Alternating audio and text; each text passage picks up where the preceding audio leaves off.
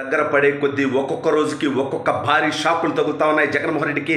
నిన్న రాత్రి intelligence IG PSR Anjaneyulu Jaganmohan రెడ్డికి ఊడిగం చేసినటువంటి వ్యక్తిని ఎన్నికల సంఘం తీవ్ర ఆగ్రహం వ్యక్తం చేస్తూ తొలగించింది. అదేవిధంగా విజయవాడ సిపిగా ఉంటూ రాజకీయాలు చేస్తున్నటువంటి నికృష్టమైనటువంటి ఐపీఎస్గా పేరొందినటువంటి కాంతిరాణా టాటాని కూడా తొలగించడం జరిగింది.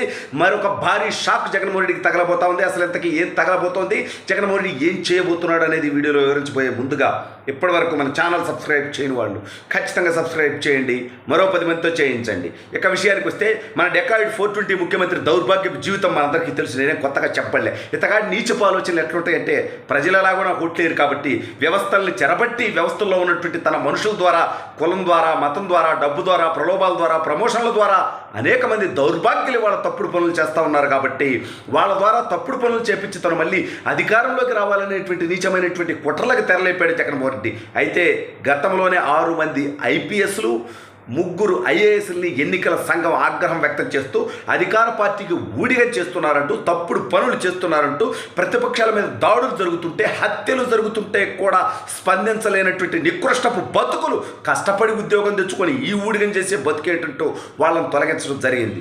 ఇప్పుడు ఇంటెలిజెన్స్ ఐజీగా ఉంటూ పిఎస్ఆర్ ఆంజనేయులు, సీతారామ ఆంజనేయులు ఇతగాడు ప్రతిపక్షాల ఫోన్లు ట్యాపింగులు చేస్తూ ప్రతిపక్షాలకు సంబంధించినటువంటి అంశాలన్నీ కూడా జగన్మోహన్ రెడ్డికి చేరవేస్తూ ఎన్నికల్లో అతనికి లబ్ధి చేకూర్చడానికి పనిచేస్తున్నటువంటి అభియోగం మీద ఇతన్ని తన యొక్క ఉద్యోగం నుంచి లేపేయడం జరిగింది. కొత్త వ్యక్తిని పెట్టడానికి రంగం సిద్ధం చేసింది.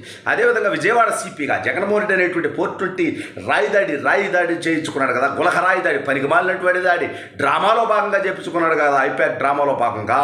ఆ యొక్క గులకరాయి దాడి జరిగినప్పుడు కూడా దాన్ని రాజకీయం చేసేటువంటి ప్రయత్నం చేసి తెలుగుదేశం పార్టీ నాయకుల్ని ఇరికించేటువంటి కుట్రలకు తెరలేపినటువంటి నికృష్టపు ఆలోచన కలిగినటువంటి ఐపీఎస్గా పనికిరానటువంటి వ్యక్తిగా ఉన్నటువంటి వ్యక్తి కాంతిరాణా టాటా. ఈ టాటాకి టాటా బాయ్ బాయ్ అంటూ ఎన్నికల సంఘం చెప్పింది. ఇటువంటి బతుకు బతకడానికి సిగ్గు, ఎగ్గు, మానం, మర్యాద అనే అన్నీ వదిలేసి బతికే వాళ్ళకి మాత్రమే సాధ్యం.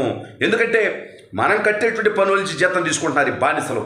మనకు పనిచేయాల్సినటువంటి బానిసలు జగన్మోహన్ రెడ్డికి బానిసత్వం చేస్తూ ఉన్నారు, అధికార పార్టీకి ఊడిగం చేస్తూ ఉన్నారు. 30 సంవత్సరాల సర్వీస్లో ఉండేటువంటి వీళ్ళు కేవలం 5 సంవత్సరాలు అధికారంలో ఉండేటువంటి రాజకీయ నాయకుడికి డబ్బు కోసం, కులం కోసం, మతం కోసం అమ్ముడిపోతున్నారు యొక్క దౌర్భాగ్యులు. ప్రజాస్వామ్యాన్ని అపహాస్యం చేస్తున్నారు యొక్క నీచులు, రాజ్యాంగాన్ని అపహాస్యం చేస్తున్నారు యొక్క దుర్మార్గులు. ఇటువంటి వ్యక్తుల మీద అప్పుడప్పుడు వ్యవస్థలో ఉన్నటువంటి నిజాయితీ పరులు చర్యలు తీసుకుంటూ ఉంటారు. అందులో భాగంగా ఎన్నికల సంఘం వీళ్ళిద్దరిని పీకి పాడేసింది. కొత్త వాళ్ళగా ఎవరిని వేయాలనే దాన్ని త్వరలో నిర్ణయించబోతా ఉంది. అయితే ఇక్కడితో ఆగిపోవట్లా. జగన్మోహన్ రెడ్డికి ఊడిగం చేసే వాళ్ళ లిస్టు చాంతాడంతా ఉంది. సరే, అందరికీ కాకపోవచ్చు కానీ కీలక స్థానంలో ఉన్నటువంటి కొందరికి మాత్రం స్థాన చలనం తప్పదు. ఇదే జగన్మోహన్ రెడ్డికి నిద్ర పట్టనివ్వట్ల. ఇదే తాడేపల్లి కోటలో తీవ్రమైనటువంటి ఆందోళనకి కారణమవుతా ఉంది. ఎన్నికల్లో రిగ్గింగులు చేయాలి, దొంగ ఓట్లు పెట్టించుకోవాలి, ప్రతిపక్షాలను ఇబ్బంది పెట్టాలి అనేటువంటి నికృష్టపు ఆలోచనలకి జగన్మోహన్ రెడ్డికి సహకరించేందుకు వ్యవస్థల్లో తన బానిసలను పెట్టుకున్నాడు. డీజీపీగా ఎవరిని పెట్టుకున్నాడు? కసిరెడ్డి రాజేంద్రనాథ్ రెడ్డి. ఎవరితనో పులివెందులకు సంబంధించి, కడప జిల్లాకి సంబంధించినటువంటి వ్యక్తి. జగన్మోహన్ రెడ్డి సొంత సామాజిక వర్గం. ఇక సిఎస్గా ఎవరిని పెట్టుకున్నాడు? జవహర్ రెడ్డి. ఇతనెవరు? ఇతను కూడా అదే బాపుతో. అంటే జగన్మోహన్ రెడ్డికి ఈ రాష్ట్రంలో ఇంకెవ్వరూ కనిపించరు. నేను కులం చూడడం, మతం చూడడం అంటే బొచ్చుగాడు చూసేది మొత్తం అదే స్వామి దౌర్భాగ్యుడు. సరే, దాని గురించి వేరే సబ్జెక్ట్లో మాట్లాడుకుందాం. ఇప్పుడు సిఎస్ జవహర్ రెడ్డి, అదేవిధంగా డీజీపీ కసిరెడ్డి రాజేంద్రనాథ్ రెడ్డి ఇద్దరిని కూడా ఎన్నికల సంఘం లేపేయడానికి రంగం సిద్ధం చేసింది.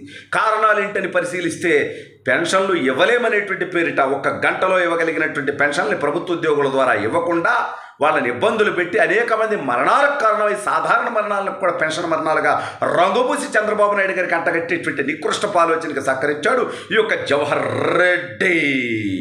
అందుకే అతన్ని తొలగించబోతా ఉన్నారు. ఇక డీజీపీ ఇతను ప్రతిపక్షాలకు సంబంధించినటువంటి కార్యకర్తలను చంపివేస్తున్నా సెక్యూరిటీ ఇవ్వలేకపోతా ఉన్నాడు. ప్రతిపక్ష నేతల మీద దాడులు జరుగుతూ ఉన్నాయి. ప్రతిపక్ష నేతలకు సహకరించట్లేదు, ప్రొటెక్షన్ ఇవ్వట్లేదు. కానీ అధికార పార్టీ అయినటువంటి జగన్మోహన్ రెడ్డికి రాయిదాడి చేయించుకోవడానికి, ప్లాన్ దాడి చేయించుకోవడానికి, సింపతి క్రియేట్ చేసుకోవడానికి సహకరించినటువంటి వ్యక్తి. అందుకే ఇతగాడి ఉద్యోగం బూస్టింగ్ అవబోతా ఉంది. వీళ్ళే కాదు, మరింతమంది ఐపీఎస్లు, మరింతమంది ఐఏఎస్లు వాళ్ళ ఉద్యోగాల నుంచి తొలగించబడబోతా ఉన్నారు. అయితే ఇంతటితో ఆగిపోతుందా? ఎన్నికల ముందు ఆగిపోతుందా? కాదు, ఎన్నికల తర్వాత కింద కానిస్టేబుల్ దగ్గర నుంచి పైన సిఎస్డీజీపీ దాకా అనేక మంది బతుకులు బుగ్గిపావలవబోతా ఉన్నాయి.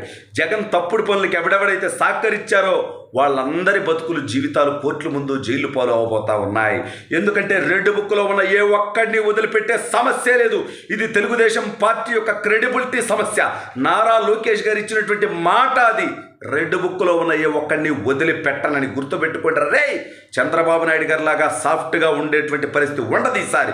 తప్పు చేసిన ప్రతి ఒక్కడిని చట్టం ముందు దోషులుగా నిలబెట్టి కఠినంగా శిక్షిస్తాం.